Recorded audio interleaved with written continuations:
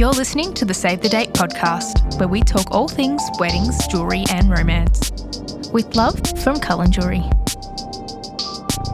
Hello and welcome back to the Save the Date podcast. I'm Sheridan. And I'm Juliette, and we are so happy you're here.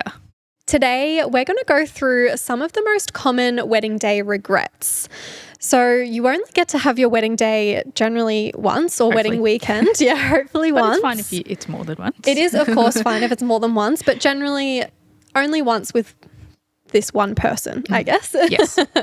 And the last thing that you want is to have regrets on the day. So we have a big list of, some of the most common regrets, and hopefully this will just kind of help ease a little bit of that pressure and maybe make you reconsider some things in the wedding planning process. So sit back, relax, and let's get straight into the episode. All right, so our first wedding day regret is not hiring a professional photographer. So your photographer plays, one of the biggest roles in your wedding and the memories that you'll have of your wedding day. So it can be, very common for people to want to skimp out a little bit on a photographer, or if they have a friend that has, a decent camera and they can get a good price, it's kind of common for people to say, oh, well, if we can get it cheaper with, our friend John, then we'll go down. Let's go down that path. Yeah. But if John has no experience in shooting weddings, chances are the quality of the photos that you get back are not going to be all that great. Yeah. And if you're only getting a photographer, instead of a videographer, if you're only getting one, they're your only memories of the day that you can actually see and not just imagine. Yeah. And I feel like throughout, this is just my opinion for myself. It's like your wedding day is one of those things throughout your life where it's like, you don't really need a photographer for many other things. Yeah. Or you're never going to really splurge on a photographer any other time in your life. So it's like, for me, it would be a non-negotiable to get a decent photographer. Yeah. And I know people's budgets do play as an element in this. But, yeah, I just feel like it's just something you want. Because, they're the kind of photos you hang on your wall. They're the kind of photos you show your kids, your grandkids. So it's like, why not splurge? And you want to be, proud of them as well. You don't want to be looking at those photos that, you've gotten and none of them are print worthy, or, you don't really want to be, sharing them with everyone because you just don't think that they're that good. Yeah, because it's not only just, the image as a whole. It's also, being able to photograph you in a flattering way. So you look back at the photos and you're like, oh, it looked so good. Or, and it's like you're looking at the photos thinking like, oh, I love these so much. Or not that we look so awkward. Yeah. sort of thing. So it's not just the colours and the clarity of the photos because of the equipment. It's also that skill of the photographer to posing posing you and capturing you from an angle that is very photogenic. Yeah. I think as well, you kind of mentioned the colours and things, and I think that does also make a really big difference. A lot of the time, when you're looking at professional photography of weddings on Instagram or, Pinterest or whatever, they have most likely been heavily edited and the colours of the photo have been played around with, and that also plays into how the photo looks and how it comes across and being print worthy and that kind of thing. Another thing as well, we mentioned the money. Something that my dad in particular has instilled in me throughout my life and any kind of big spending things is when you're already spending so much money on a wedding, upwards of, tens of thousands of dollars, an extra $1,000 for a really good quality photographer is kind of not that much in the grand scheme of things. Yeah. I think you kind of need to look at it in that way a little bit as well. And I'm not saying that means go and splurge on the most expensive photographer that you can find, but try and look at it in that scheme of things. If you're already spending so much, spending that little bit extra that is then going to have a much more positive thing to kind of look back on and be such a higher quality, Yeah. like it is most likely then going to be worth it. Yeah, because sometimes like that, $1,000 or $2,000 can be the difference in price between a professional and just your mate. Yeah. So it can make a big difference. Yeah. And it can most of the time be worth it. Yeah.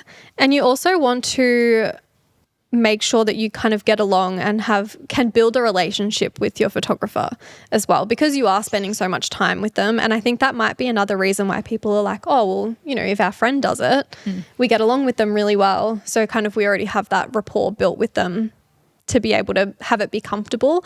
But you can build that rapport with a professional photographer and then also have that better outcome. And that's also part of their job as a professional photographer is they're used to creating or bonding with their clients quite quickly and making them feel comfortable. Yeah. So that's like you don't have to really you shouldn't really have to worry about that too much. Yeah. If you go with someone good. Yeah. It's more just like your personalities. Yes. Making sure your personalities align. Like they're always going to be a nice, outgoing, friendly person. And then also if you've built that relationship with a professional photographer, a lot of the time they do other things as well as weddings. So they might do other specialize in like maternity photos or family portraits or things like that. So then once you have that kind of relationship with a photographer, you can go back to them for all of those other kind of big life events. And then they kind of feel like they're like a little bit of a part of it. You can go back to them and they've done your wedding and potentially your engagement shoot as well. Yeah. Did you have engagement photos? We didn't, no. Yeah. I don't know if I would get engagement ring or get engagement photos. I think it would have been nice, but we had quite a short engagement. Oh, yeah. And so it just didn't really make a lot of sense to us. But yeah. I do love engagement photos. Sidetracked. Yeah. Okay, now the next one is also on that kind of same note, is not hiring a videographer.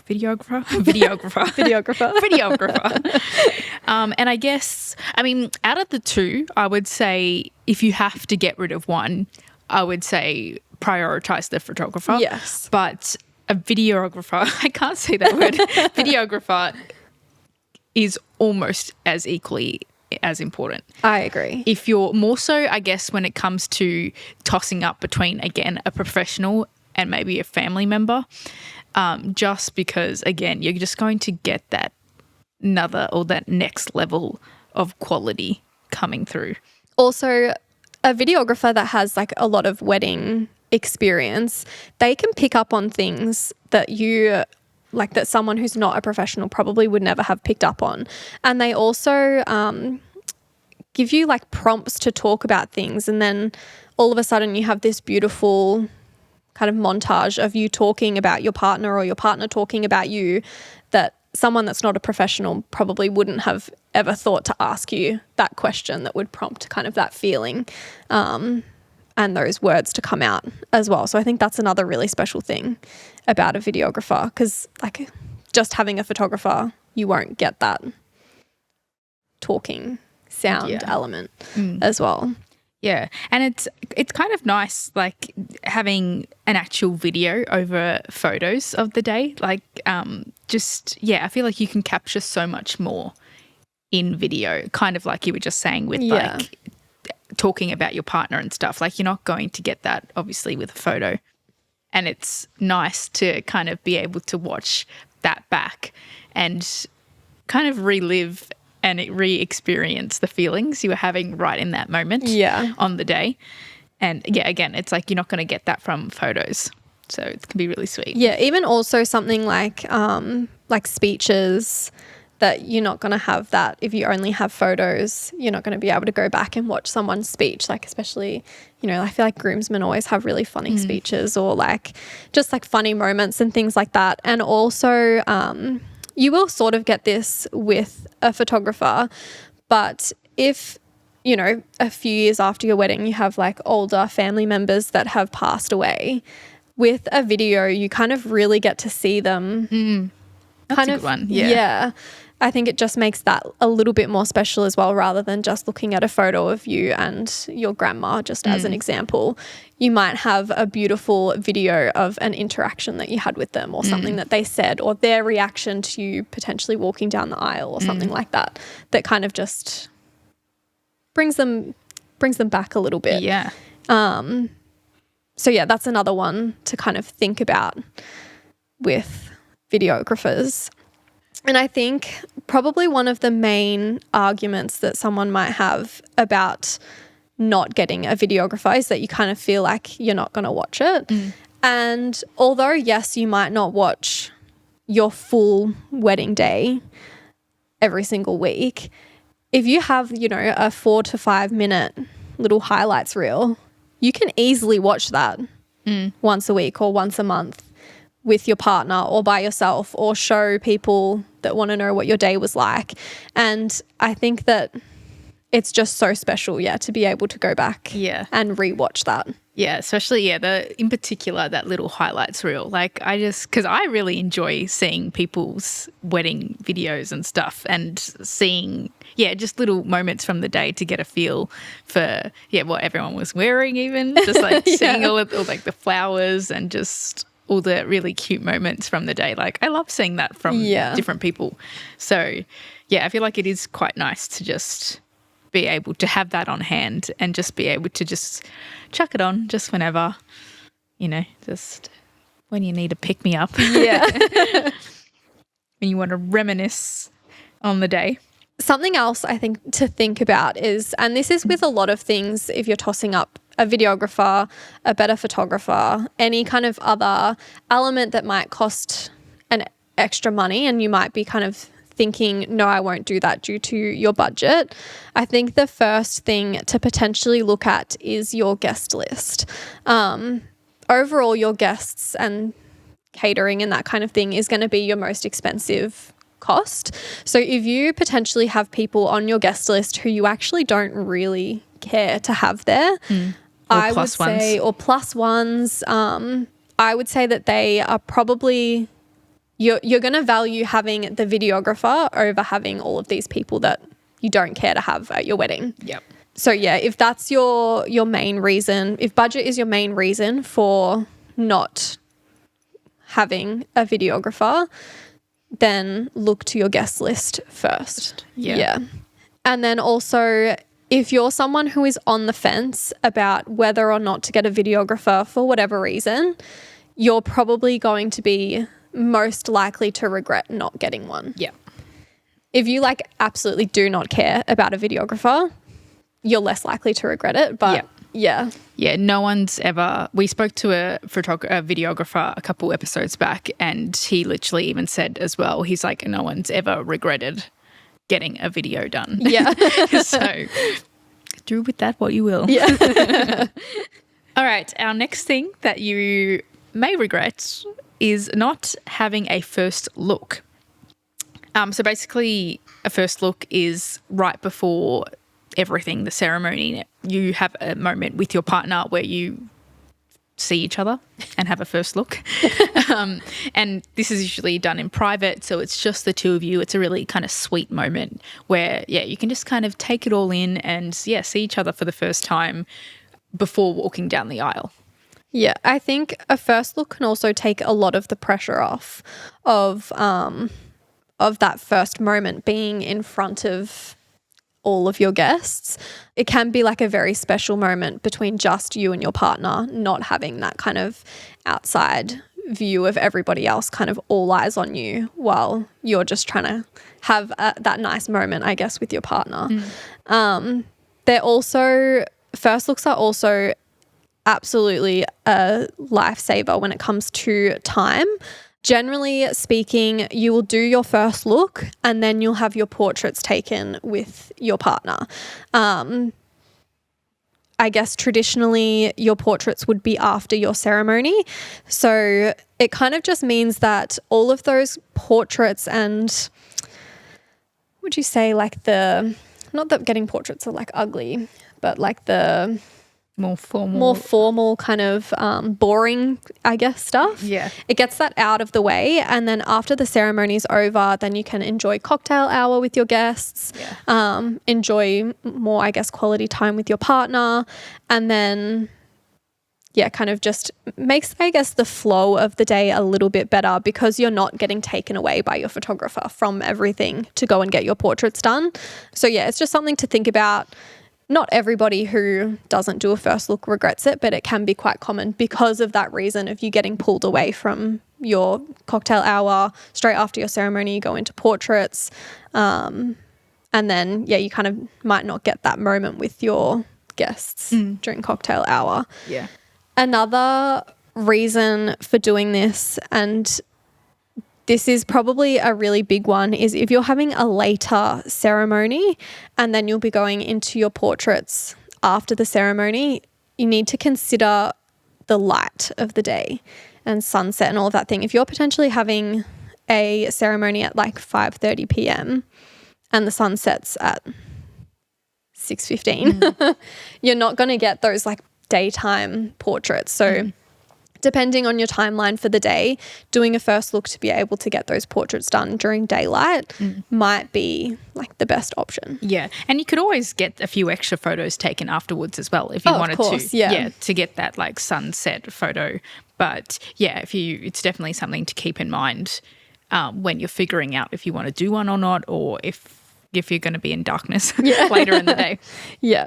And then another point for this is that you do get to spend generally more time with your partner on the wedding day if you have a first look, because you are spending that kind of maybe 45 minutes or an hour after your first look with your portraits to spend time with them. And then you have your ceremony, you're spending time with them through that, your cocktail hour and the reception. Whereas if you don't see them, then you kind of miss out on that hour potentially. Yeah. Another benefit, I guess, which I don't know if this would apply to everyone, but you're also a bit more fresh right before, at that point you've just come out of hair and makeup. So, everything you're going to be absolutely I mean, you'll look perfect the entire day. Yeah. But you know what I mean. When right after you've had your makeup done, everything is just, you're not shiny, everything's in place.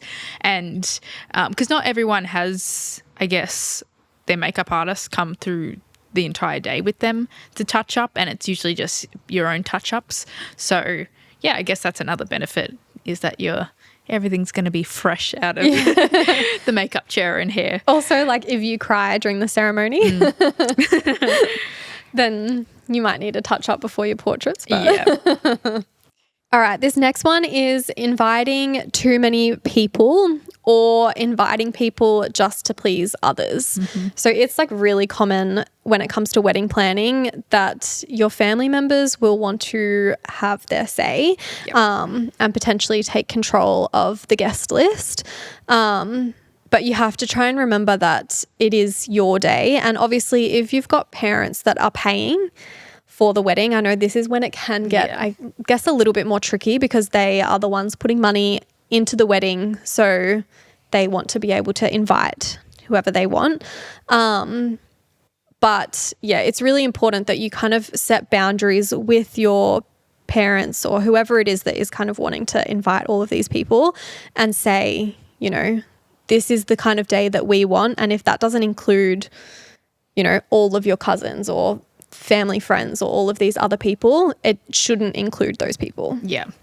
And this is another big one. I know people can sometimes start feeling a bit guilty about inviting, like, if I invite this person, I have to invite this person because they'll get upset.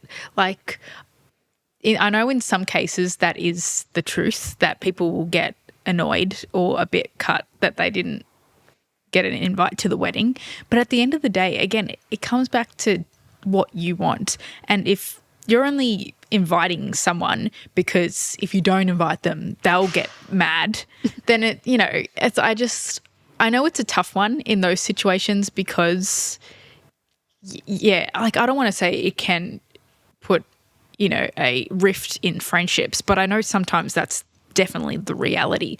But also, like, it is your day and you have to just, like, I just find it makes me mad hearing people say that, like, someone or hearing stories of how people, lost a friend or, something happened or whatever because of those situations. Like, it's just like people, I feel like, just need to be aware that if they don't get an invite, it's like, it's not personal. It's, you know what I mean? I definitely agree. Sometimes people do take it very personally. Yeah. And like, I don't think it's ever really like that. It's just, you wanting to have your day a certain way. And if that person isn't like in the vision that you want for your wedding day, it's nothing personal to them, especially like if you're having a smaller wedding. Yes. I can understand people getting like a bit annoyed or frustrated or upset if you're having like a massive wedding. Yes. Yeah. And you're inviting all of these people and then you don't invite like that one cousin or something. Yes. That kind of, it makes sense. But if you are wanting a smaller or just like a more intimate wedding, people shouldn't be getting upset over that. And if they are, like, that's a them problem and not a you problem that you need to take on. Yeah, so you don't need to feel guilty about that. Yeah. All right, moving on, we have not going to your cocktail hour. So your cocktail hour, we do have a full episode on cocktail hour. So if you want to listen to that, we'll have it in the show notes. But your cocktail hour is kind of a chance for you to relax a little bit. It's got quite a different vibe than obviously your ceremony and your reception. So going to your cocktail hour, it can just be, that time for you to kind of settle in, relax, say hi to all of your guests, be with your partner, and just kind of hang out a little bit. So this is, I guess, where doing the first look is very beneficial because chances are you are then able to go to your cocktail hour. And that might not mean like fully going to your cocktail hour and hanging out with your guests the whole time, but you might go off and just spend some time, you and your partner, alone and having something to eat. Okay, so speaking to your vendors and your team can really help with the timeline of the day in this kind of situation. So your photographer, videographer, your wedding planner, all that, they can help you craft your wedding timeline or the timeline of the day so that you can be present for this cocktail hour. Or if you want to take time just to be alone with your partner and split it up with just them and then also with your guests. Take on or consult them. They're the professionals. They've done it hundreds of times, I'm sure. It can be really helpful just to coordinate with them and see what works. So you can make it to your cocktail hour because it can be really a fun experience being there. Yeah. And also in that timeline that you work out with them, make sure that you have a bit of a buffer on either side of each, I guess, big event. So if you are getting your portraits done after your ceremony, make sure that you have kind of 15 minutes before your portraits and 15 minutes after, just so that you can then go, we're finishing up, we've still got 15 minutes, let's actually go and join cocktail hour before we have to do whatever it is that's next on your kind of list. That will help release a lot of the pressure and like stress of the day because you're not feeling like, okay, we only have this amount of time and then straight after that we've got to do this and then straight after that we've got to do this. It does give you that time to kind of relax in between each thing as well. And that you're not running around to each thing. Yeah. All right. So our next potential regret is following wedding trends. Yeah, I feel like we say this with a grain of salt in the sense that obviously if you love something, do it, but don't do something because it's not on trend. Don't not do something because it's not on trend. Is that the right? Yeah, like if let's just for example, like I mean, I know pearls are on trend at the moment, but let's say pearls weren't on trend and you really love pearls, like still have pearls. It doesn't really matter if they're on trend or not. Like it's your wedding day is just one of those things. And I say the same thing to people about engagement rings is don't not pick something just because people don't think it's trendy or it's in style, because the fact of the matter is every different style will go in and out of fashion. And as long as you love it, it doesn't actually matter what's trending in the industry. Like naturally things are going to trend and not trend and whatnot. So like as long as it's something you really, really love, it doesn't matter. Yeah. And I think like as well as that, don't not do something because it's not a trend. Don't do something just because it's a trend if you don't really love it. Yes. Like at the moment, bows are very, very trendy. But if you don't like bows, you never would have looked at a bow and thought, oh my God, that's like so cute. I'll put it in my wedding. I got a bow. Like maybe don't plan it into your wedding.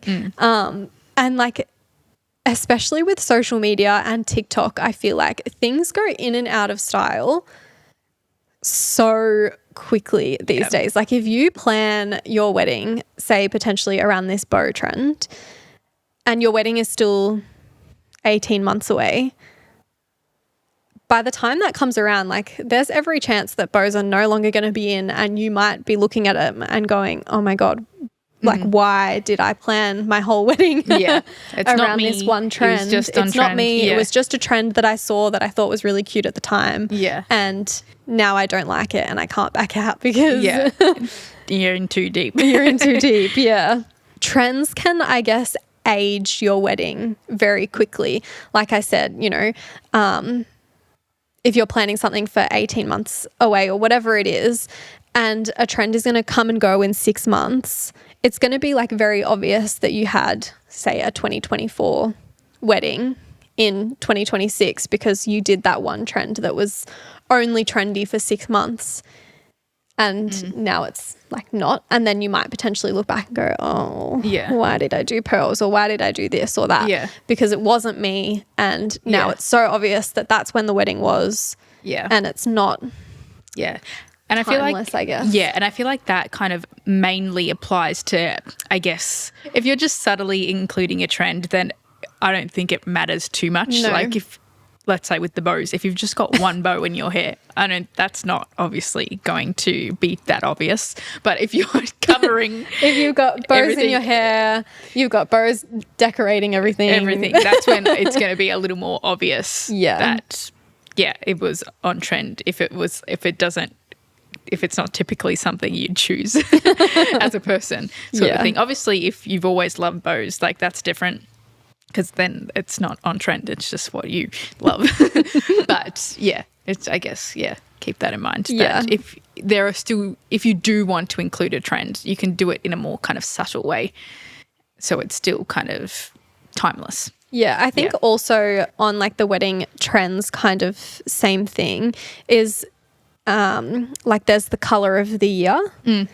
And that's another thing that a lot of people will like look to plan their wedding. Oh, what's the color of the year? Oh, okay, it's peach this year. So let's do a peach theme. That's like another thing that you don't just have to do that color because that's what's trending and what like big companies have said is the color of the year that you should be using for your wedding.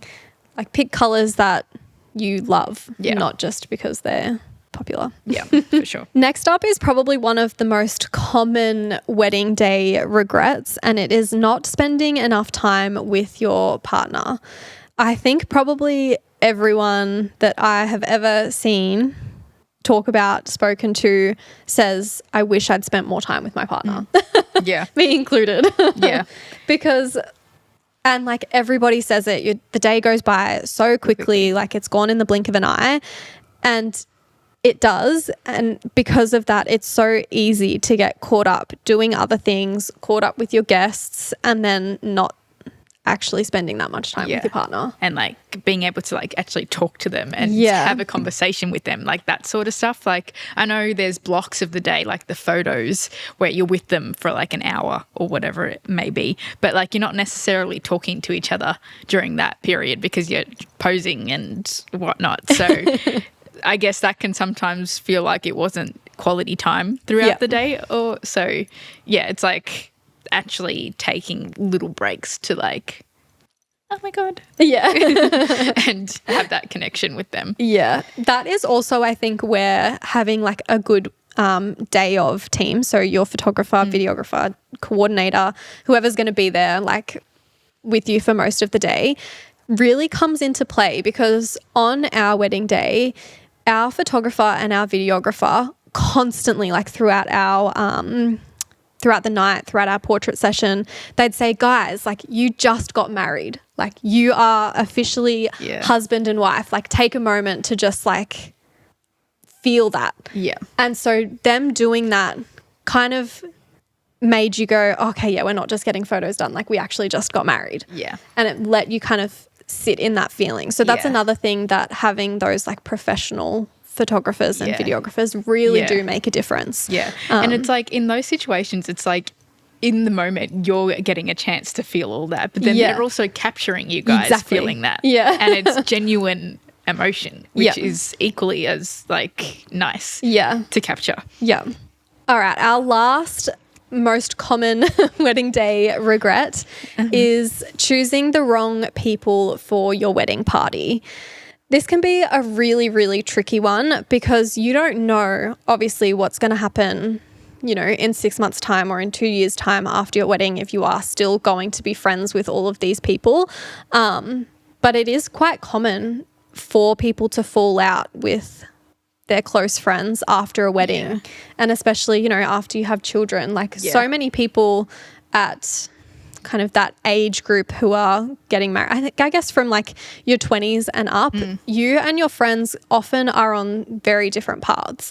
So you might be getting married and settling down and wanting to have children, but your best friend is like not at all ready for that. They still want to, you know, go and travel and party, and, you know, not that there's anything wrong with that, but your values might just not align.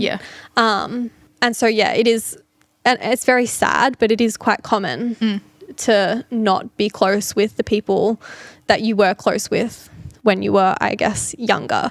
So something that you can do to, I guess, try and avoid this a little bit is, for starters, don't choose your bridal or your wedding party too early.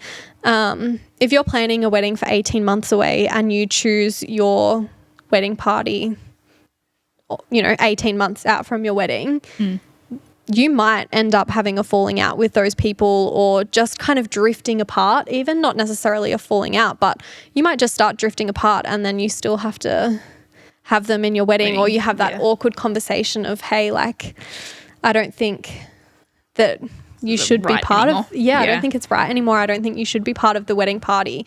So if you can avoid that, obviously, that's what you want. And then something else is that you need to choose people who you really want to be part of the whole process, and not just because you feel like you have to have them because, you know, it's someone that's been your best friend since high school and you always said you were going to be each other's bridesmaids, but now you kind of are drifting apart a little bit, but you still feel the pressure to have them. I feel like this is also a big one with siblings.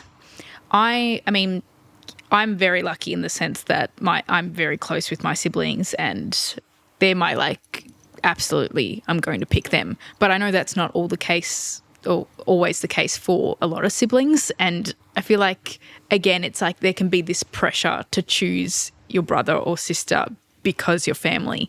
But looking at your history, it's like you're not actually your personalities clash a little bit, and you know it's just going to be a recipe for disaster sort of thing. So, yeah, I feel like that kind of comes into play. Yeah, or even like having to like have your partner's siblings. So like if your partner has a sister and you are feeling pressured to have that sister as part of your bridal party, but you don't really talk to them, or your partner doesn't really talk to them, and that can just make things that little bit awkward, because you do have to spend, you know, a decent amount of time with them in the lead up, and all the photos. Events, everything. It can just get a little bit awkward. So be really mindful when you're choosing your wedding party, and make sure that the people that you're choosing are people who you can see a future with, and not just people that you have history with. Yeah. And I think as well, another good thing to look at or just think about when you're picking your bridal party is also people's personality types. Because I know sometimes you can be friends with someone, but you know that they have not an inkling, what's the word?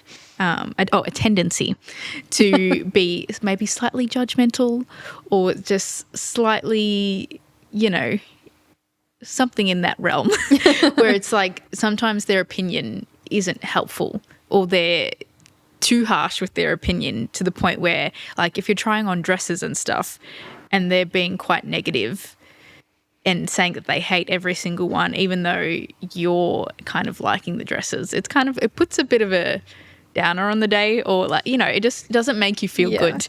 And so, like, they might be a really lovely person and their intentions may always be good, but sometimes it just doesn't come across that way. I know it's something that can happen with friends and people. Yeah. So I think it's also just, something to keep in mind, that it's like, who's going to make you feel the best during the entire process and support you, and always remember that it's about you. It is okay that it's about you, because it is.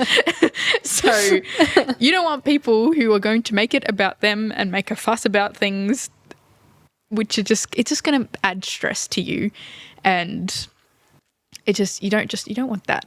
Yeah, and I think also if you have someone like that is kind of very opinionated, and their opinion is often very different to yours, it can make you second guess your decisions as well, and potentially choose things that you wouldn't have if you didn't have that opinion. So you might end up going with a dress that was maybe your second option, but they've said is way better and then you regret not having the dress that you actually wanted, and they get their way, and then it just kind of, you're not prioritizing yourself and your opinions throughout the process. Mm-hmm. I think something to remember is that it doesn't matter probably how much planning you do, how much you think about all of the things that you could potentially regret and all of the little details. There's a high chance that there will be something that you kind of wish you had done differently on the day. And that is very, very common, and it's also okay. Yep. Like, as long as you do the best that you can in the wedding planning process, you keep yourself and your partner as, your priority. Don't stress the small stuff when it comes to, like, after the wedding day. Don't go, don't stress about if you go, we shouldn't have had those flowers because, like, that specific flower, because I actually don't like it, or anything like that. It doesn't matter in the grand scheme of things. Yeah. At the end of the day, you're marrying the love of your life, and that's what truly matters. So, all the little things. People are still going to enjoy themselves. They're not going to think about, do you remember Sheridan's wedding? She had those weird flowers. Like, no. No one's going to be thinking about that apart from you. And it always ends up being the most amazing day. So, thank you so much for joining us for this episode of the Save the Date podcast. We hope you learned something new, and if you're currently planning your wedding, congratulations, good luck, and have fun. If you enjoyed today's episode, make sure you follow or subscribe and leave us a review wherever it is that you're listening. Make sure to come and connect with us on our socials at the Save the Date podcast, and join our Facebook group at the Save the Date community. We hope you have a wonderful day or night, and we'll be back with another episode next week. Bye. Bye.